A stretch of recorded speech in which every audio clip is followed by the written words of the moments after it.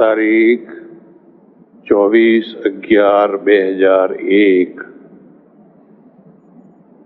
પાટણ પાસે ડેર ગામમાં 42 ગામ લેવા પાટીદાર સમાજના સમારોહમાં સ્વામી સચ્ચિદાનંદ પરમહંસ ભક્તિ નિકેતન આશ્રમ પેટલાદ દંતાલીવાળાએ કરેલું પ્રવચન. 42 ગામ લેવા પાટીદાર સમાજના અને આજની સભાના પ્રમુખ સ્થાને બિરાજેલા ભાઈ શ્રી કાનજીભાઈ પટેલ, જેમની બહુવિધ પ્રતિભાથી માત્ર 42 ગામ લેવા પાટીદાર સમાજ જ નહીં પણ પૂરું ગુજરાત અને ભારત ગૌરવ અનુભવે છે એવા ભાઈ શ્રી કરશનભાઈ પટેલ, મંચ ઉપર બિરાજેલા બધા જ વિશિષ્ટ મહાનુભાવો, સજ્જનો અને પ્રવચન કરતા પહેલા મારી એક ઈચ્છા છે, જો તમે એને મંજૂર રાખો તો જે દાતાશ્રીએ 17 લાખ જેવી આવડી મોટી રકમ ખેડૂત હોવા છતાં આપી છે, એમના બંને દીકરાઓનું મને જે શાલ આપી છે એ શાલથી મારે સ્વાગત કરવું છે.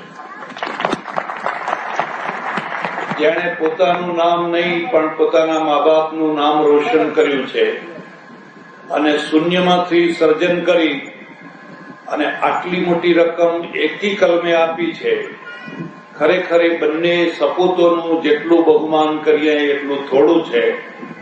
કદાચ કરશનભાઈએ 17 લાખ રૂપિયા આપ્યા હોત તો એ બરાબર છે, પણ એટલું બધું મહત્વ ન હોત. પણ એક ખેડૂતનો દીકરા કે દીકરા બંને મળીને પોતાના મા બાપનું નામ રોશન કરે એ સૌએ ગૌરવ લેવા જેવું છે અને સૌએ પ્રેરણા લેવા જેવું છે. જો એ બંને દીકરાઓ અહીં હાજર હોય તો એમની પત્નીઓ સાથે આવે, જલ્દીથી આવે. મને ઘણો આનંદ થયો. હવે થોડી મુદ્દાની વાત કરીશ. દિવાળીથી માંડીને દેવ દિવાળી સુધીના જે 15 દિવસ છે એને આપણે મિલનના દિવસો કહીએ છીએ. માણસ દૂર દૂર રહેતો હોય પણ દિવાળી કરવા માટે પોતાના વતનમાં આવે. વતનમાં આવે એનો અર્થ એવો નથી કે પૂરીઓ ખાય, સુમાળીઓ ખાય, મીઠાઈ ખાય. એ તો જ્યાં રહેતો હોય ત્યાં ખાઈ શકે. પણ વતનમાં આવવા પાછળનો હેતુ એ છે કે પોતાના જૂના માણસોને મળી શકે, એકબીજાને મળી શકે. યાદ રાખજો, આપણે ત્યાં જેટલા તહેવારો છે એમાંનો જે આ તહેવાર છે એ મિલન પર્વ છે. મિલન પર્વ, મળવાનું પર્વ છે. એક બીજો મુદ્દો પણ તમને કહી દઉં. બને ત્યાં સુધી કદી પણ બહાર દિવાળી કરવા ના જશો, પોતાના ઘરે દિવાળી કરવી. આજકાલ ઘણા લોકોની એક ફેશન નીકળી છે અને ખાસ કરીને શિક્ષકોની, કોઈ માટુલા લગાડે. કારણ કે અમને અનુભવ ને એટલે બાલ બચ્ચા લઈ નીકળી પડે. 5-7 દિવસ કોઈ આશ્રમમાં, કોઈ ફલાણી જગ્યાએ, કોઈ ફલાણી જગ્યાએ 5-7 દિવસ રે. શા માટે? કે પેલા બોણી વાળા પજવે નહીં એટલા માટે. પેલા વસવાયા કે બધા હોય એમ લેવા ના આવે અને હેરાન ના કરે એટલા માટે. તમારા આવો ભાગ્ય છે કે તમારે ત્યાં લોકો બોણી લેવા આવે છે. બોણી લેનારામાં તમારું સ્થાન નથી એટલું તો તમે સારું માનો. નહીં તો તમે જ ઘેર ઘેર ફરીને બોણી માંગતા હો તો તમે બોણી આપનારા છો, બોણી લેનારા નથી. એટલા મુદ્દો યાદ રાખજો. કોઈ અસાધારણ કારણ હોય તો વાત જુદી છે, પણ સામાન્ય રીતે લોકો સમજે કે દિવાળી આવે એટલે 5-10 દિવસ નીકળી જાઓ બહાર, તાળું મારી દો ઘરે. એવું કદી ના કરશો. ઘરે જ દિવાળી કરવી જોઈએ, બેસતું વરસ ઘરે જ કરવું, કારણ કે મિલન પર્વ છે. આપણે ત્યાં એક એવી પણ માન્યતા છે કે અમુક દિવસોમાં લક્ષ્મીજી કોઈના ઘેર વાસો કરવા નીકળે છે અને તમે તાળું મારી બહાર નીકળ્યા હોય. લક્ષ્મીજી કે મર મુવા, હું તારે ઘેર આવું છું ને તું તો તાળું મારીને બહાર નીકળ્યો છે. એટલે બને ત્યાં સુધી પોતાના ઘેર દિવાળી કરવી. મેં કહ્યું એમ આ મિલન પર્વ છે અને આપણા ત્યાં 5 પ્રકારના મિલન બતાવ્યા છે. યાદ રાખવા હોય તો રાખી લે. એક મિલન છે એને 60 મિલન કે છે. તમને કોઈ મળ્યા તો ખરા પણ 60 મળ્યા. પછી એક બીજું મિલન છે એને સગા મિલન કે, વેવાઈ મળ્યા, સગા મળ્યા. ત્રીજું મિલન છે એને સ્વજન મળ્યા, સ્વજન મિલન કે છે. ચોથું મિલન છે એને સ્નેહી મિલન કે છે અને 5મું મિલન છે એને સંત મિલન કે છે. આ 5 માંથી તમને કોણ કોણ મળ્યું? તમે માનો કે ના માનો, અનાદિકાળથી સજ્જન અને દુર્જનના 2 પાટા દુનિયા ઉપર ચાલ્યા જ કરે છે. પછી રામનો સમય હોય કે કૃષ્ણનો હોય, બુદ્ધનો હોય કે મહાવીરનો હોય, કાયમના માટે 2 પાટા ઉપર દુનિયા ચાલ્યા જ કરે છે. સજ્જનનો એક પાટો છે, એક દુર્જનનો છે. સજ્જનો ઘણા છે, દુર્જનો થોડા છે. થોડા હોવા છતાં પણ ધ્યાન ત્યાં ખેંચાય છે. અત્યારે તમે આટલા બધા શાંતિથી બેઠા છો, કોઈનું ધ્યાન ક્યાંય જતું નથી. હમણાં એક માણસ ઉભો થઈને ગાળો બોલવા માંડે એટલે બધાનું ધ્યાન ત્યાં જશે. પેપર વાળા એ સમાચાર છાપશે, સારા સમાચાર ને કોઈ છાપતું નથી. પણ જરાક કંઈક કોઈ ગુંડાગીરી કરે કે એવું કંઈ કરે, પેપર વાળા તરત જ એને છાપી દે છે.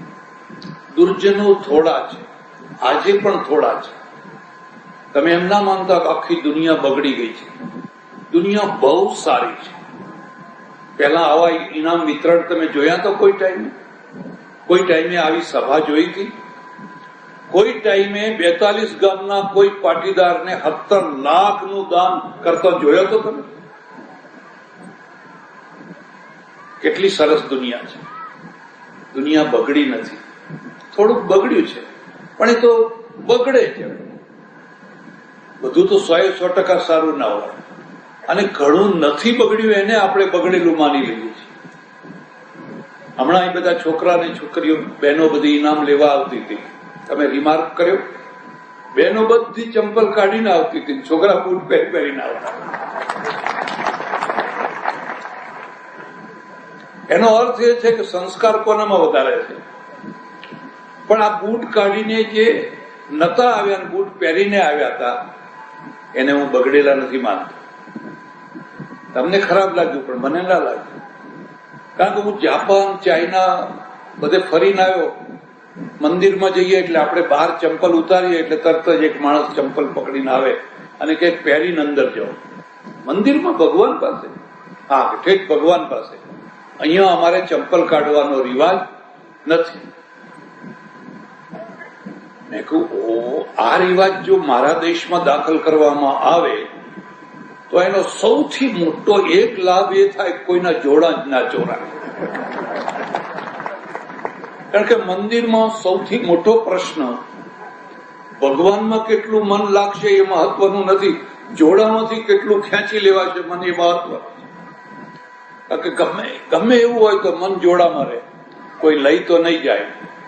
અને લોકો બૂમો પાડતા આવે, ડાકોર હોય કે અંબાજી હોય ત્યાં કોથળા ભરીને લોકો જોડા ભેગા કરતા હોય અને બૂમો પાડે કે હા નવા ગયા. તો જૂના કોઈ લેતો હશે? જે લેનારો હોય એ નવા લઈ જાય કે જૂના લઈ જાય? હું મુંબઈમાં થોડા દિવસ રહ્યો. એક સજ્જન આવીને મને કે મહારાજ 30 વર્ષથી દર્શન કરવા જઉં છું પણ કદી મારા જોડા ચોરાતા નથી.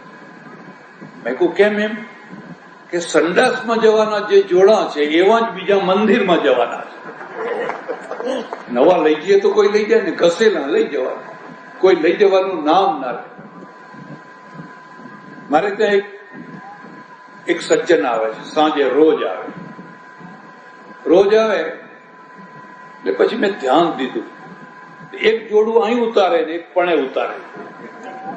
મેં કહ્યું આમ પાછો નીચે બેસે, હું ઉપર ના બેસે. મેં કહ્યું આમ કેમ કરે છે? મને કે કોઈ દાડો ચોરાય નહીં એટલા માટે. કારણ કે લેનારને પણ જોડું જોઈએ છે, એકલું જોડું કામ આવે. એક આ બાજુ ને એક પણ છેડે ઉતારવા. અને મારા મગજમાં એમ થયું જો આ ચાઇના વાળો કે જાપાન વાળો રિવાજ ભારતમાં આવે તો ભારતમાં ઓછામાં ઓછું જોડા ચોરવાની તો ચિંતા ઓછી થઈ જાય. એટલે જે છોકરાઓ જોડા પહેરીને આવ્યા, ઘણા વૃદ્ધોને એ સારું ના લાગ્યું, હું સમજી શકું છું. પણ હું એ સમજી શકું છું કે આવનારા સમયમાં આ પરિવર્તન કરવું જ પડશે. પહેલાની વાત જુદી હતી, હવેની વાત જુદી છે. હવે ઓફિસમાં લોકો જોડા પહેરીને જ બધે જાય છે, પણ દેવ મંદિરમાં જાય છે. આપણે નથી જતા, સારું છે. પણ કદાચ કોઈ પહેરીને આવ્યું તો મને એમાં કઈ ખરાબ ન લાગે. દુનિયા એટલી બધી ખરાબ નથી. હું તો માનું છું કે આ બધી બહેનો આજે જે બેઠી છે, 50 વર્ષ પહેલા જો આવી સભા ભરી હોત તો આવી રીતે ના બેઠી. અમે કલ્પના કરો 50 વર્ષ પહેલા તમારી દીકરીઓ કોઈ બીએ ભણી રહી છે, કોઈ MA થઈ રહી, કોઈ MSc થઈ રહી છે, કોઈ કઈ થઈ રહી, 100 માંથી 92% અને એ પણ કહું બહેનો જ વધારે ટકા લાવે છે. અને પાટલું પહેરીને આવે છે, આટલું પેલું શર્ટ પહેરીને આવે છે. અને કોઈ આકાશ નથી તૂટી પડતું, ઘણાને તૂટી પડતું હશે. હવે એક છોકરી કાલે પાયલોટ થવાની છે, હેલિકોપ્ટર ઉડાડવાની છે, પ્લેન ઉડાડવાની છે. અને પછી પાટણથી પટોળા રોડ હલાવજો. તમે એની પાસે એવી અપેક્ષા રાખો કે આમ લાજ કાઢીને પટોળાની વાતો કરે. દુનિયાના રસ્તે ચાલ્યા કરે છે. એ થોડુંક પરિવર્તન કેટલાકને સહન થાય છે, કેટલાકને નથી થતું. પણ આ બે ધારાઓ તો ચાલ્યા જ કરે છે. એમાં એક ધારામાં છે એ સજ્જનો છે અને એક ધારામાં દુર્જનો છે. પણ દુર્જનો બહુ થોડા છે. બહુ થોડા હોવા છતાં એનો પ્રભાવ વધારે છે. એટલે કેટલીક વાર જિંદગીમાં તમને 60 માણસો મળે અને જો બેસતા વર્ષના દિવસે મળી ગયા, આપણે એમ માનીએ છીએ તો આખું વર્ષ પછી એવું કશું નથી. પણ 60 માણસો હોય છે. કોને કહેવાય 60? એટલે અમારે ત્યાં ચાણક્ય લખ્યું છે સકટાત પંચ હસ્તેના 10 હસ્તેન વાજિના હસ્તી હસ્ત સહસ્ત્રેણ દેશ ત્યાગેન દુર્જના. એને ચાલવાની પણ એક વ્યવસ્થા બતાવી છે. તમારે ચાલવું તો કેવી રીતે ચાલવું? શકટ એટલે ગાડું. જો ગાડું ચાલતું હોય તેનાથી 5 હાથ છેટે રાખો. તમે જોજો રોડ ઉપર બધા છોકરા ઉભા હોય સાયકલ લઈને, હોર્ન માર કરો, ખસે નહીં. તમે ખસો તો ખસો, તમે બ્રેક મારો તો મારો, અને બ્રેક ફેલ થાય પછી જે થતું હોય થવા દો. કોઈ શીખવાડ્યું જ નથી. 5 હાથ દૂર, શકટાત પંચ હસ્તે 10 હસ્તે ન વાજી ન. જે ઘોડો છે વાજી, એનાથી 10 હાથ છેટે ચાલો. ક્યારે કૂદે ને ક્યારે ભડકે કઈ કહેવાય નહીં. હસ્તી હસ્ત સહસ્ત્રેણ. હાથી ચાલતો હોય તો એનાથી 1000 હાથ છેટે. મધ જરવાનો ટાઈમ હોય, જો મધ જરતો થઈ જાય ને મગજ બગડે તો ક્યારે હાથી શું કરી નાખે. હવે એ જમાનામાં સાયકલથી કેટલે દૂર ચાલો, સ્કૂટરથી કેટલે દૂર ચાલો, ગાડીથી કેટલે દૂર, કારણ કે એ ગાડીઓ બધું હતું નહીં, પણ આપણે એમાંથી સમજી લેવા. પણ દેશ ત્યાગે ને દુર્જના. પણ કોઈ દુર્જન હોય, કોઈ સઠ હોય તો દેશ ત્યાગી દો, ગામ છોડી દો, બીજા ગામમાં જાઓ, મહલ્લો છોડી દો. તમે એને પહોંચી નહીં શકો, તમે એને જીતી નહીં શકો. એટલે તેનાથી દૂરથી દૂર રહો. એક બીજો મુદ્દો પણ યાદ રાખજો. તમે જો 100% સજ્જન છો ને તો દુખી થશો. એનો અર્થ એવો નથી કે તમે અવાજથી દુર્જન થઈ જાઓ, એવો અર્થ નથી. અને હું કહું કે તમે થઈ જાઓ તો તમે દુર્જન ના થઈ શકો, તમારી તાકાત. રામ થવું સરળ છે, રાવણ થવું બહુ અઘરું છે. એકવાર પ્રયત્ન તો કરી જુઓ, થઈ જ ન શકાય. પણ જેમ સોનામાં થોડુંક તાંબુ હોય, જાણી કરીને નાખે, નહીં તો સોનું ઘસાઈ જાય, ઓછું છે, બહુ ઘસાઈ જાય, એટલે લોકો થોડુંક તાંબુ ઉમેરાવે, એટલે એને ઘસારો ઓછો પડે. એમ અમારે ત્યાં પણ નીતિકારે એમ કહેલું છે, માણસમાં થોડીક નીતિની કુશળતા હોય તો એ દુર્જનોના વચ્ચે પણ રહી શકે. દુર્જનોના વચ્ચે પણ એ રહી શકે. દાંત 32 છે અને પથ્થર જેવા કઠણ છે, હાડકાના બનેલા છે, અને જીભ લોચા જેવી છે, પોચી હાવ. આનું જોર વધારે એટલે જ્યારે જુઓ ત્યારે જીભને દબાયા કરે, એ જીભડી હરખી રહેજે, કચરી નાખશું, આમ કરી નાખશું, તેમ કરી નાખશું. ને જીભ બિચારી એકલી ફફડ્યા કરે. એમાં એને ગુરુ મળ્યા અને એને કહ્યું તું શું કામ ડરે છે? તારી શક્તિને તો તું જો, તારામાં ગજબની શક્તિ છે. મારામાં ક્યાં? કાનમાં કહ્યું જો હવે કહે તો આમ કે. અને ફરી પાછો કોઈ પ્રસંગ આવ્યો એટલે પેલા દાંતે કહ્યું, હે જીભડી હરખી રહે, કચરી નાખશું, લોચો કરી નાખશું. જોયા છે અમે કોણ છીએ? એટલે જીભે કહ્યું તમે હરખા રહેજો, બહુ સહન કર્યું મેં, ઘણા દિવસ તમારી ગાળો ખાધી, એ તો શું કરી નાખીશ? જોવું છે હું શું કરી નાખીશ? સામેથી એક ગુંડો આવતો હતો ને જીભે એક મણની ગાળ દીધી. એક મણની ગાળ દીધી, પેલા ધડામ દઈને 2 તમાચા માર્યા, 4 દાંત બહાર નીકળે. જીભે કહ્યું હવે જોવું છે કે ના? હવે નથી જોવું, બસ હવે કોઈ દિવસ તારું નામ લઈશું. આને નીતિ કહે છે, રાજનીતિ કહે છે, કૂટનીતિ કહે છે. એ જો આવડતી હોય તો માણસ રહી શકે, અને એ આવડવી જ જોઈએ. એ ના આવડે તો જીવી શકવું કઠિન થઈ જાય. એટલે દેશ ત્યાગે ન દુર્જનાત, આવું ડેર જેવું ગામ, અને ગામ બહુ સુખી. ડેરની મને ખબર નથી, પણ આ 2 શાલો ઓઢાડી એટલે લાગે છે કે ગામ સુખી હોવું જોઈએ. અને પછી શાલો સારી સારી છે. ઘણી જગ્યાએ અમે જઈએ ને તો પેલી વેઠ કાઢી હોય, વેઠ કાઢી હોય એનો અર્થ સમજો છો? પણ આ તો સારી સારી શાલો છે, રોજે ડબલ વાર હાર પહેરાયા છે, એટલે ગામ તો સુખી હોવું જોઈએ. આવું એક સુખી ગામ. એમાં ઘણા લોકો છે ને, એની એક ખાસ દ્રષ્ટિ હોય કે અમે તો સુખી થયા, પણ આપણા સગાવાલા હોય એને સુખી કરો. આમાં ઘણાની દ્રષ્ટિ હોય. અને ઘણા એવા હોય કે સગાવાલાને નજીકે ના આવવા દે, કે બધા એ જ લાગના છે, જેવા છે એવા જ રહેવા. એ બીજા બધાને ઊંચે લાવે પણ પોતાના સગાને ઊંચે ના લાવે. એટલે એક પટેલ અને થોડીક 8-10 ગૌ દૂર એક એમનો સાળો રે, બહુ દુઃખી બિચારો, બહુ દુઃખી. એટલે કહ્યું તમે અમારા ગામમાં આવો ને, અમારા ગામમાં ઘણી જમીન છે, ઘણી આજીવિકાનું સાધન છે. એને લઈ આવ્યા ગામમાં. હવે ગામ એવું સંપીલું કે કદી ઝઘડો જ ના કરે. આમાં ઘણા ગામ હોય છે, એવા ઘણા ગામ જોયા છે, કદી પોલીસનો પગ ના પડે. અને એવાય ગામ હોય કદી પોલીસનો પગ નીકળે જ નહીં તમારે, એ ચાલુ ને ચાલુ જ હોય. એવાય ગામ કદી ઝઘડા ના કરે, લડાઈ ના કરે.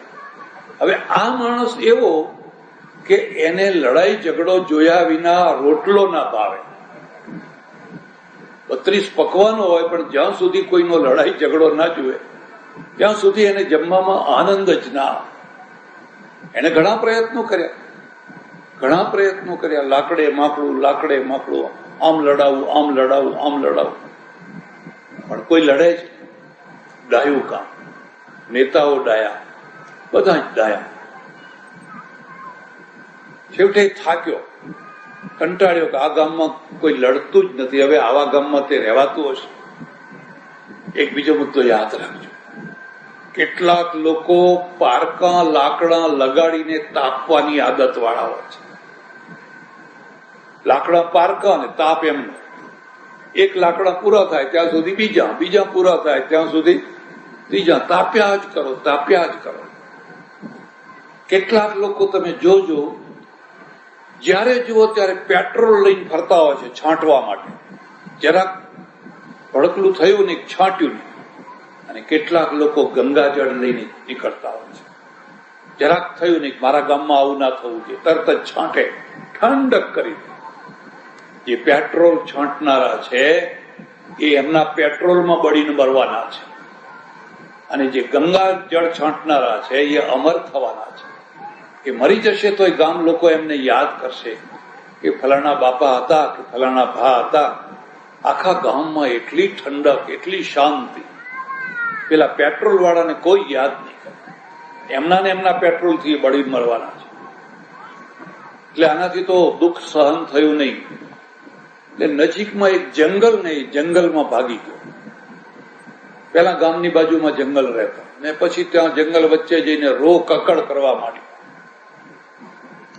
જંગલના પ્રાણીઓએ વિચાર કર્યો કે આ માણસ અહીંથી ભાગી જાય એની જગ્યાએ સામે ચાલીને આવ્યો છે અને રો કકડ કરે છે, તો આને દુઃખ શું છે? બધા ભેગા થઈ ગયા. વાઘ ને દીપડો ને ચિત્તો, શિયાળ, બધા પ્રાણીઓ ભેગા થયા.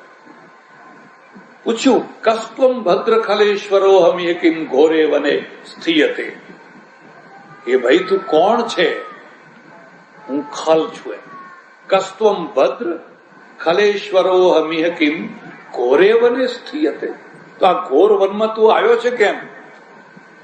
પહેલા ગામના દુઃખના કારણે આવ્યો છે. એ ગામ તો બહુ સુખી છે, એના દુઃખના કારણે કેમ આવ્યો છે કે નહીં હું આટલા ટાઈમથી રહું છું, પણ કોઈ કહેતા કોઈ લડતું નથી, ઝઘડતું નથી, અને મારાથી જોયું જતું નથી. તો પણ અહીં શું કામ આવ્યો છે? એટલા માટે અહીં આવ્યો છું કે તમે બધા ભેગા મળીને મને ખાઈ જાઓ, મને ફાડી ખાઓ. તમે મને તો એથી તને શું મળશે? કે તમને માણસનું માંસ ખાવાની ટેવ પડશે.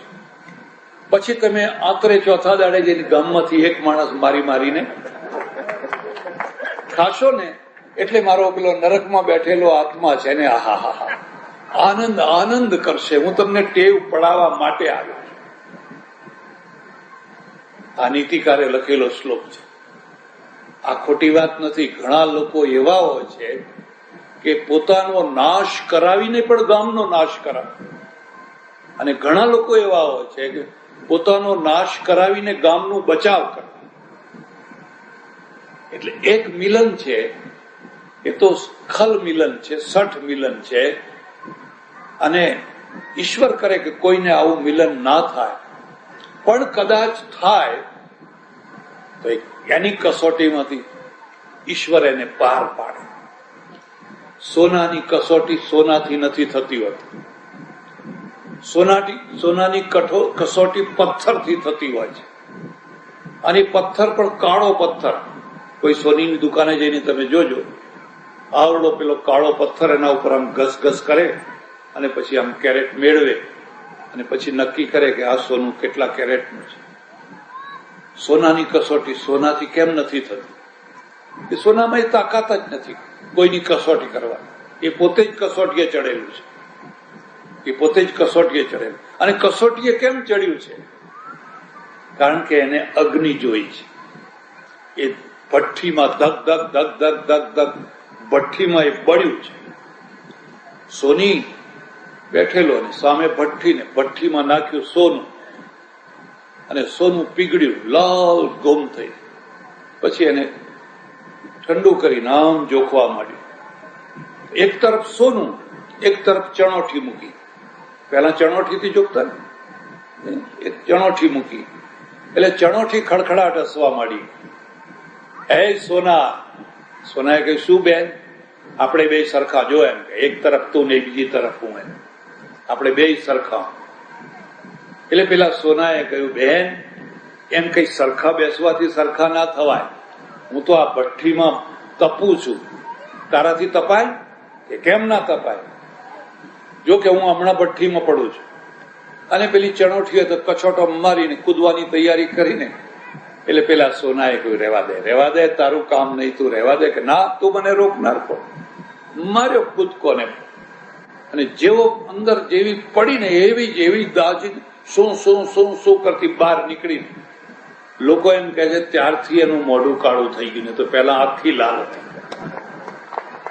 પહેલા આખી લાલ હતી ત્યારથી પેલું મોઢું છે ને, ગર્વકીઓ કઈ વનરી ચણો ઠડી, મુખકારો કરી ડાર્યો સિયારામ જીસો, ગર્વકીયો સોઈનર હાર્યો, ત્યારથી. એટલે એક 60 મિલન હોય છે, અને જો 60 મિલનની અંદર તમે પાર પડો તો સંત થઈ જાઓ. એક સંતને કોઈને કોઈ 60 મળે. પછી તુકારામ હોય, જ્ઞાનેશ્વર હોય, નામદેવ હોય, નરસિંહ હોય, મીરા હોય, એક સંત બતાવો કે જેને કોઈ 60 ના મળ્યો. જલારામ બાપા હોય કે કોઈ હોય. કાળો પથરો જોઈએ, કાળા પથરા વિના કેરેટ ના નીકળે. એક 60 મિલન હોય છે. એક સગાનું મિલન હોય છે. વેવાઈને મળે, સાળો સાળાને મળે, બનેવીને મળે, જમઈ સસરાને મળે. આ બધા સગા છે. આપણા ત્યાં એક ખાસ પદ્ધતિ છે, પહેલા હતી, અને પદ્ધતિ એવી હતી કે એમાં લખે કે આ પ્રસંગે તમે સગા વાલા ને લઈને આવજો. તમે કોઈ વાર વિચાર કર્યો કે સગા અને વાલા આવા બે શબ્દો કેમ લખ્યા? મને એક માણસે કહ્યું, મહારાજ એનો અર્થ હું બતાવું. મેં કહ્યું શું? મને કે જે ખરા ટાઈમે વરઘોડો ચડ્યો હોય ને જાન આવી હોય ને ખરા ટાઈમે જે રિસાઈને બેસે ને એનું નામ સગા કહેવાય. તમારો પ્રસંગ સારી રીતે થવા જ ના, એ રિસાઈને જ બેસે એનું નામ સગા કહેવાય. પ્રસંગ તો કરી જુઓ. પ્રસંગ કરવો એટલે શું? યજ્ઞ કરવો સારો, પણ પ્રસંગ કરવો એ રિસાઈને બેસે જ એમ. પછી એને મનાવો, આ બાજુ આમ થતું હોય, રોકકળ ચાલતું હોય. વાલા કોને કહેવાય? કે વગર આમંત્રણે આવીને ઉભો રહે. વગર આમંત્રણ આવીને ઉભો રહે. એટલું જ નહીં, 5-10 હજાર લઈને આવ્યો હોય, એટલે તારી દીકરી એ મારી દીકરી છે, વાપર, અત્યારે તારે જરૂર છે, વાપર, મળે તો આપજે, નહીં તો કઈ નહીં. મારે 2 દીકરીઓ હતી તો 3 સમજીશ, પણ તું સારી રીતે વાપર. જમણો હાથ આપે ને ડાબા હાથને ખબર ના પડે, પાછો કે ના કરે. હું તમને એક બીજી વાત કહું છું, ખાસ વાત કહું છું. દુઃખના દિવસો હોય અને કોઈની પાસેથી કંઈક લેવું પડે તો લેજો, પણ કદી પણ કોઈ કુપાત્ર પાસેથી ના લેશો. કુપાત્રનું અહેસાન એ બહુ દુઃખદાયી. આવું એક ગામ, અને ગામના પટેલ, અને પટેલના છોકરાની નો વરઘોડો ચડે. પહેલા તો બહુ ઠાઠથી વરઘોડા ચડતા, હજુ ચડતા હશે ખબર નહીં, પણ પહેલા જેવા કદાચ ના એવા. હવે વરઘોડો ચડવાનો, ગામમાં એક વાળન એને કહ્યું કે મુખી બાપા કે મારા ઘરમાં એક શાલ બહુ ફાઇન છે, તમારે જોતી હોય તો આપું દીકરા. એમ કે એવી સરસ શાલ, કિંમતીમાં કિંમતી, ક્યાંથી આવેલી તારા પાસે આટલી કિંમતી શાલ? કે નવાબની દાઢી કરવા ગયેલો, નવાબ રાજી થયેલા ને, તે નવાબે આ શાલ મને આપી દીધી. ત્યારથી એમને ઘડી વારીને પડી છે. પટેલ ખુશ થઈ ગયા. હવે છોકરાને શાલ ઓઢાડીને ઘોડી ઉપર ચડીને નીકળ્યા ગામમાં. એટલે પેલા વાળંદ છે ને, જે મળે એને શું કે ખબર છે? આ શાલ આપણી હોય એમ. આ જે શાલ ઓઢી છે ને એ આપણી છે હો. હવે પેલો સમજે કે હું રૂપાળો દેખાઉં છું, પેલો પાછળ હજામત કરતો જાય. પછી જયારે વરઘોડો ઉતર્યો બધા ઘેર આવ્યા ત્યારે લોકોએ કહ્યું કે તમને કોઈ બીજાની શાલ ના મળી? ગામમાં કોઈ બીજાની શાલ ના મળી? કેમ? આ વાળંદની શાલ તમે છોકરાને ઉડાડી? તમને કોણે કહ્યું? એને કહ્યું એમ. ત્યારથી કાનની બૂટ પકડી ગયા. હવે ભાઈ ગમે તેની શાલ કઈ લેવું. એટલે એક વાલા માણસો હોય છે જે ખરા ટાઈમે વગર બોલાવે તમારે ત્યાં પ્રસંગમાં આવીને ઉભા રહે. સારા પ્રસંગમાં ઉભા રહે, અને ખોટા પ્રસંગ હોય, કોઈ મરી ગયું હોય, કાલ જેલમાં જવાનું થયું હોય, કે જામીનની જરૂર હોય, એને બોલાવવા ન પડે, આવીને ઉભો, ગભરાઈશ નહીં, હું બેઠો છું. એ વાલા માણસો. હું તમને ખાસ ભલામણ કરું છું, સગા ઓછા હોય તો ચાલશે, પણ વાલા ઓછા ના રાખશે. પણ દુઃખ આ છે કે માણસોને સગા ઘણા છે ને વાલું એકે નથી. સગાનો પાર નથી ને વાલું એકે નથી. બધા જડોઈની માફક લાવો, ચૂસો ચૂસો ચૂસો ચૂસો. એટલે એક સગાનું મિલન છે. દિવાળી ઉપર હોય કે હોળી ઉપર હોય કે પ્રસંગ ઉપર હોય, સગા આવે એકબીજા અને પછી ઈચ્છા રાખે કે તમે શું આપ્યું. આપણો તો સમાજ એવો છે ને જેમાં વ્યવહાર જ વ્યવહાર છે. હજુ અહીં ઉત્તર ગુજરાતમાં ઓછું છે. અમારે ચડોતરમાં તો એટલા બધા વ્યવહાર છે કે જેટલી વાર સગા આવે એટલી વાર એમને પૈસા આપો, ફલાણું આપો, ફલાણું આપો, ફલાણું આપો. અને એ આપવામાં જો જરાક ઓછું પડે તો મોઢા બધાના બગડી જાય. કાકા સગા છે, વાલા નથી. આ તો બધા સગા છે. પણ જો જીવનમાં સમાજમાં જીવવું હોય તો સગાની જરૂર છે. અને એક મુદ્દો બીજો યાદ રાખજો, અઘરામાં અઘરો કોઈ યોગ હોય તો એ વ્યવહાર યોગ છે. વ્યવહાર યોગ જેવો બીજો કોઈ અઘરો યોગ નથી. ઘણાને બધું આવડે પણ વ્યવહાર ના આવડે. વ્યવહાર ના આવડે બધું ધૂળ ધાણી થઈ જાય. અને હું તમને એક બીજી સલાહ આપું છું કે આજકાલ જે આ યોગ શિબિરો બધી યોજાય છે, કદી એમાં ભાગ ના લેવો. કદી એમાં ભાગ ના લેવો. એ બધા કોમર્શિયલ છે. એમને પોતાને યોગ સિદ્ધ નથી, એમને પોતાને ધ્યાન લાગતું નથી, એમને સમાધિ નથી લાગતી. એ તો ટોળા ભેગા કરી અને કાં તો ઘેટા બનાવવા માટે છે, કાં તો પૈસા ઊન કાપવા માટે છે. કદી એમાં ભાગ ના લેશો. ગાંધીજી યોગ કરતા હતા, સરદાર પટેલ યોગ કરતા હતા, અને જે ખરું કામ કર્યું તો એમણે કર્યું છે. આ યોગ કરનારા તો કશું નથી કરતા. એ તો ખાલી શિબિરો કરે છે. ભલા થજો, આમાંથી બચજો. કોઈ શક્તિપાત કરી ન શકે. શક્તિ તો તમારા અંદરથી ઊભી થતી હોય છે. હું તમારા માથા ઉપર હાથ મૂકું, તમારામાં શક્તિ આવી જાય, ફાંફા ના મારશો. તમારા અંદરથી શક્તિ પેદા થતી હોય છે.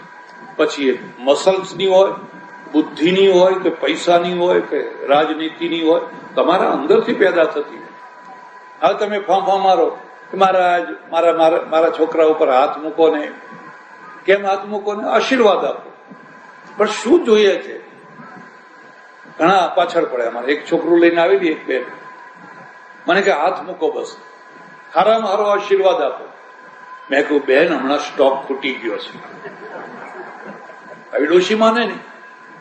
પછી મને તો કઈ સૂઝ્યું નહીં. મેં કહ્યું જા બેટા, મારા જેવો થજે. ફટ દઈને છોકરો ખેંચી લીધો. મારો આશીર્વાદ એના સુધી પહોંચે એના પહેલા તો એને ફટ દઈને છોકરું ખેંચી લીધું. એને ડર લાગી કદાચ બાપજી જેવો થઈ જાય તો, ઓહો, મારું તો નખો જ જાય. ભૂલા ના પડે. ઈશ્વર ઉપર શ્રદ્ધા રાખો, તમારા ઈષ્ટદેવ ઉપર સચોટ શ્રદ્ધા રાખો. અને જો તમારી એ મક્કમ શ્રદ્ધા હશે તો ફાંફા મારવાની કોઈ જરૂર નથી. તમે જ્યાં હશો ત્યાં તમારો ભગવાન જોડે ને જોડે જ છે. એટલે વ્યવહાર યોગ જેવો કોઈ મોટો યોગ નથી. એક સગાનું મિલન છે, એક સ્નેહ મિલન છે. કેટલાક લોકો મેં કહ્યું પેલા વાલા, એ સ્નેહ મિલન છે. સંસ્કૃતમાં સ્નેહ શબ્દનો અર્થ થાય છે ચિકાસ, તેલ. સંસ્કૃતનો સાહિત્યવાળા એમ માને છે કે આખી દુનિયા આ ચિકાસથી ચાલે છે. કુદરતે આપણા શરીરમાં પણ એવી વ્યવસ્થા કરી છે. તમે ઘડપણમાં જોજો, ઘણા લોકો આમ ડગડગ ડગડગ ડગડગ ચાલતા હોય છે. 40, 50, 60 વર્ષ થાય એટલે આમ ડોલતા ડોલતા પેલો તાજીઓ જેમ સાંજે ડોલે ને, કેમ? એના આ ઘૂંટણ છે ને, એ ઘસાઈ ગયા છે. અને ઘસાઈ ગયો છે એટલે ચાલે છે એટલે વધારે ઘસાય. ફ્લોરાઇડનું પાણી પીવું પડે છે. ગામે ગામ તળાવ છે, તળાવ ઊંડા કરાવો. અમારી સંસ્થા થોડું કામ કરે છે. અને તળાવની બાજુના કુવાનું પાણી પીવો, બોરનું નહીં. 800 ફૂટ ને 1000 ફૂટના પાણી બંધ કરો, નહીં તો બધા તાજિયા ડોલતા થઈ જશે, દાંત પડી જશે, હાડકાં બિલકુલ સુકાઈ જશે. કુદરતે એમાં ગ્રીસિંગ કર્યું છે. આપોઆપ જો આ બધું આમ થયા કરે છે, એમાં ગ્રીસિંગ ઓઇલિંગ કરેલું છે. હવે એ સુકાઈ ગયું એટલે ઘસારો પડ્યો, ચાલતા રહ્યા એટલે વધારે ઘસાયા. પહેલાના સમયમાં જે જૂના ખેડૂતો હોય એને પૂછો, 5-10 ઘઉં 15 ઘઉં ગાડું લઈને જવાનું હોય એટલે દિવેલમાં પલાળેલા ચીથરા પેલા ગાડામાં પૈડામાં પૂરે, એટલે ગાડું બહુ સરસ, બળદને પણ શાંતિ અને અવાજ ના થાય. અને કેટલાક એવા ખેડૂતો હોય એ કદી એમાં પૂરે જ નહીં તો કિચૂડ કિચૂડ કિચૂડ, બળદને તકલીફ થાય અને પેલી ધરી છે એ ઘસાવા માંડે. જીવનનું પણ એવું જ છે. જો તમારે સારી રીતે જીવન જીવવું હોય તો જ્યાં તમારી ધરીઓ છે, જ્યાં તમારા જીવનની ધરીઓ છે ત્યાં ઓઇલિંગ કરો. ઓઇલિંગ કરશો તો સ્મૂથ ચાલશે. ઓઇલિંગનો અર્થ તમે સમજ્યા? ચાણક્ય લખ્યું છે કે તમારું ઘર છે એને 4 ધરીઓ છે. એક ધરી પૈસાની છે, એક ધરી વાસનાની છે, એક ધરી છે સ્નેહની છે, અને એક ધરી છે એ સગાવાલાના સંબંધોની છે. કોના આધારે આ ઘર ચાલી રહ્યું છે? માત્ર પૈસાના આધારે ઘર ચાલતું હશે તો જલ્દી સુકાઈ જવાનું. એક માણસની નજર પૈસા ઉપર છે. જ્યાં સુધી તમે પૈસો કમાવો છો ત્યાં સુધી જ તમારા ઘરમાં ચિકાસ છે. હવે વૃદ્ધ થયા, કોઈ વૃદ્ધાશ્રમમાં જઈને જોજો એ વૃદ્ધો બેઠા બેઠા શું કરતા હોય છે. એમની ધરી પૈસાની ચિકાસ ઉપર ચાલતી હતી, પૈસા સુકાઈ ગયા. હવે પૈસા કમાતા નથી એ છોકરાને બહુ બે કહે છે જાઓ કાઢી મૂકે છે. એનું મન છોકરામાં છે, છોકરાનું મન એમાં છે જ. ઘણા હોય તમારા છોકરાને ના નહીં જવાના, પણ બીજા દિવસ ગયા વિના રહી ન શકે ને પેલા તરત કાઢી મૂકે. તેલ સુકાઈ ગયું. તેલ કયું હતું? પૈસાનું તેલ હતું. પૈસા હવે કમાતા નથી. અને ડોસો એવો ભોળો કે એને સંતાડીને કંઈ રાખ્યું નથી. એટલે મારી તમને ખાસ સલાહ છે કે ગમે એટલા સારા છોકરા હોય તો થોડુંક રાખજો, થોડુંક તો રાખજો જ, કારણ ખબર નહીં ક્યારે કોનો સંબંધ બગડે. હું ત્યાં મહારાષ્ટ્રમાં માલેગામમાં રહું, એક મારવાડી શેઠ આવે, બહુ ભલો માણસ, વૈષ્ણવ ધર્મ પાળે, આવે બેસે વાતો કરે. પછી એક દિવસ રડવા માંડ્યો. અરે મેં કહ્યું ક્યા બાત હૈ સુવાલાલજી, ક્यों રો રહે हैं? એને કહ્યું મારે નાથ દ્વારા જવું છે, અમારા ગુરુજીના લગ્ન થાય છે, લગ્નમાં જવું છે નાથ દ્વારા. મેં છોકરા પાસે 200 રૂપિયા માંગ્યા, 200 ના આપે. करोड़ाधिपति हो, लक्षाधिपति नहीं, करोड़ाधिपति है. क्या करना है, क्यों जाना है, क्या जरूरत है? ना. तो मैं कहूं तुम्हारी पास थोड़ा राखवा था ना कि सब छोरे को दे दियो, सब छोरे को दे दियो. તમે આ વાત યાદ રાખજો. છોકરાને આપજો એમનું જ છે, પણ થોડુંક પેલી માસ્ટર કી હાથમાં રાખવાની. માસ્ટર કી છે ને એ થોડીક હાથમાં રાખવાની. કારણ કે ઘર ચાલે છે પૈસાના તેલ ઉપર ચાલે છે. યાવત વિત્તોપાર્જન સક્ત તાવત નિજ પરિવારો સક્ત. શંકરાચાર્ય લખ્યું છે જ્યાં સુધી તને પૈસા કમાતા આવડે છે ત્યાં સુધી તારો પરિવાર તારામાં ચોંટેલો રહે છે. અને જે દિવસે તને પૈસા કમાતા નહીં આવડે તે દિવસે કોઈ સગું થવાનું નથી. કારણ કે ધરી ઉપર જે ઓઇલિંગ છે એ પૈસાનું છે. 1 તારીખ હોય ને પગાર થાય તો આ હીરાવાળાને કે બધા નોકરી કરનારાને પૂછજો, એની ઘરવાળી એટલું સરસ જમવાનું બનાવે અને પંખો લઈને પંખો નાખે. આમ પંખો નાખતી જાય ને ગજવા તરફ જોતી જાય, ગજવા તરફ જોતી જાય, અને ગજવામાં જે હોય એ કાઢી મળી જાય બીજા દાડાથી પંખો બંધ. હવે પૂરી શાક ખાઈ લેજો બજાર, ફરી પાછા 29 દિવસ સુધી તું કોણ ને ઘર કઈ ધરી ઉપર ચાલે છે? એક પૈસાની ધરી ઉપર ચાલે, એક વાસનાની ધરી ઉપર ચાલે છે. પૈસો નથી પણ વાસનાની ધરી ઉપર. મારે એ ચર્ચા નથી કરવી. પણ એક છે ને એ સગાવાલા કુટુંબની અમે અપેક્ષાઓની સાથે ચાલે છે કે આ પડ્યું પનાર્યું છે, હવે આ ચલાવવું જ પડવાનું છે, આટલા આ સગા બધા ગમે તેમ કરીને પાર. અને એક સ્નેહની ધરી ઉપર ચાલે છે, પ્રેમની, ભાવનાની, લાગણીની ધરી ઉપર ચાલે છે. એ પત્ની પછી 1 તારીખે પંખો નહીં નાખે, રોજ નાખશે. અને લુખો રોટલો હશે તોય નાખશે. અને પુરુષની નોકરી છૂટી ગઈ છે અને બેકારી છે, ઉતરેલા ચહેરે બેઠો છે, તો એ કહેશે હિંમત ના હારો, ચિંતા ના કરો, લો મારા દાગીના લઈ જાઓ, વેચો, પણ તમે ચિંતા ના કરશો. એ પોતાનું સર્વસ્વ આપી દેશે, કારણ કે સ્નેહની ધરી છે, પૈસાની ધરી નથી. એ પુરુષ જ એવો છે, એ કહે છે ના, હું ગમે ત્યાંથી લાવીશ, તારો દાગીનો મારે ના જોઈએ, તારું ધન તારી પાસે જોઈએ. અડધો રોટલો ખવડાવવા માટે એકબીજાને ફાંફા મારે, તું ખા, પેલો કે તું ખા. એકબીજો મુદ્દો યાદ રાખજો. જો જિંદગીમાં પ્રેમનું સુખ જોઈતું હોય તો ભગવાન પાસે ગરીબી માંગજો. ગરીબીની સાથે પ્રેમ રહે. તમારા ઘરમાં લાખો કરોડો ઢગલા હોય પછી કદાચ પ્રેમ ના પણ હોય કદાચ કોઈકના ઘેર હોય, પણ મોટા ભાગે ના હોય. અર્થ પ્રધાન જીવન હોય એટલે ગણિત પ્રધાન થઈ જાય. એમાં ગણિત આવે. એ પેલી ઘરવાળી છે ને, એ શેઠને વારંવાર કયા કરે કે હવે તમને 2 એટેક તો આવ્યા, હવે કઈક સમજો તો. એટલે એનો અર્થ કે હવે ત્રીજો આવવાનો છે, અને ત્રીજો આવે એના પહેલા આ બધું મારા નામે ચડાવી દો. એનું ગણિત ક્યાં છે? એનું ગણિત છે કે શું કરું તો હવે આ બધું મારા નામે ચડી જાય. અને એને ખબર નથી કે શેઠને એટેક આવે એના પહેલા તને આવવાનો છે.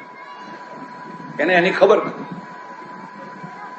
અર્થ પ્રધાન જીવન છે, ભાવ પ્રધાન નથી, સ્નેહ પ્રધાન નથી. સ્નેહ પ્રધાન જીવન હોય ને રાજા હરિશ્ચંદ્ર જેવી સ્થિતિ થાય, ચાંડાલના ત્યાં વેચાવવું પડે, છોકરાને આ થાય, તારામતીને વેચાવવું પડે, પણ સ્નેહ ના ઘસાય. અને એ સ્નેહથી જીવન ચાલે છે. એટલે નીતિકારે કહ્યું છે કે તમે સ્નેહ છે એ સ્નેહનું રક્ષણ કરજો. મારી વાત જો તમને ગળે ઉતરે તો જિંદગીમાં કદી પણ લુખ્ખા ના થશો, કદી લુખ્ખા ના થશો. ભરેલા હાથે રહેજો. ચાણક્ય કહ્યું છે કે 2-4 દિવસ ગામ બહાર જઈને આવો, કે સવારે ગયા હો તમે સિદ્ધપુરમાં, મહેસાણામાં, અને સાંજે ઘેર આવો તો છોકરા માટે 2 ચોકલેટ લાવજો. હાથ હલાવતા હલાવતા ના આવજો, છોકરા માટે 2 ચોકલેટ લાવજો. છોકરા ખુશ થઈ જશે. અને પોતાના છોકરાને આપજો ને પડોશના છોકરાને આપજો. 2 દિવસે આવો તો ઘરવાળી માટે કંઈક લાવજો. એને જે વસ્તુ ગમતી હોય એવી કંઈક વસ્તુ. હવે ઘણા લોકો હાથ હલાવતા હલાવતા જાય, કદી કશું લાવવાનું સમજે. એ લુખ્ખા માણસો. અને લુખ્ખા માણસો છે એમની ધરી સુકાઈ જતી હશે. સ્નેહથી સ્નેહ મળે.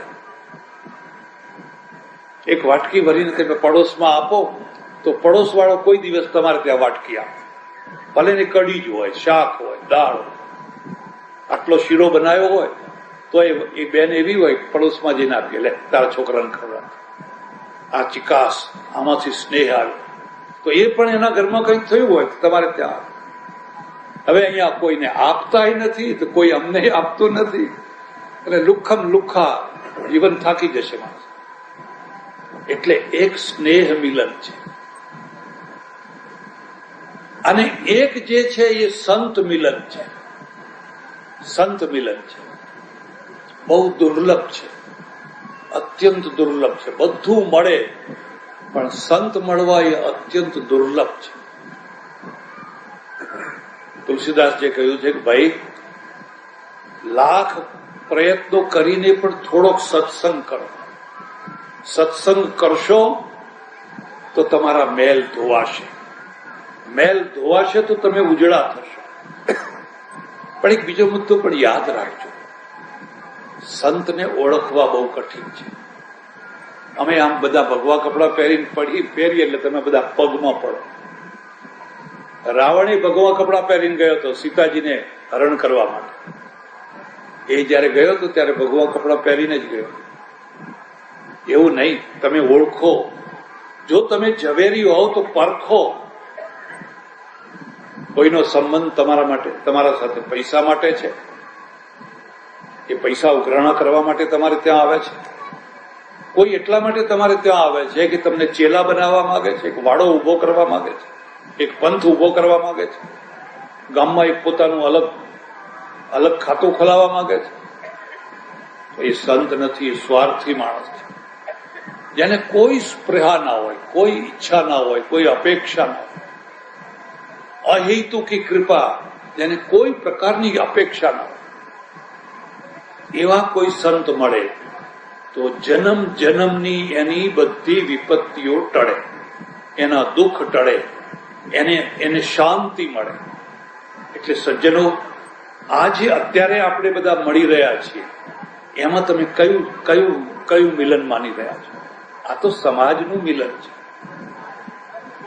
અને 20 વર્ષથી, કદાચ 25 વર્ષથી હું તમારા સમાજમાં આવું છું. હવે આટલો સમાજ મેં જોયો, પણ પહેલા શરૂઆતમાં દેવચંદભાઈ, મોહનભાઈ, હરિભાઈ, એ બધા જે પાયાના માણસો છે ને, એ જયારે કામ કરતા અને રાત્રે ગામડે ગામડે ફરતા, કોઈ મકાન નહીં, પાસે કોઈ પૈસો નહીં,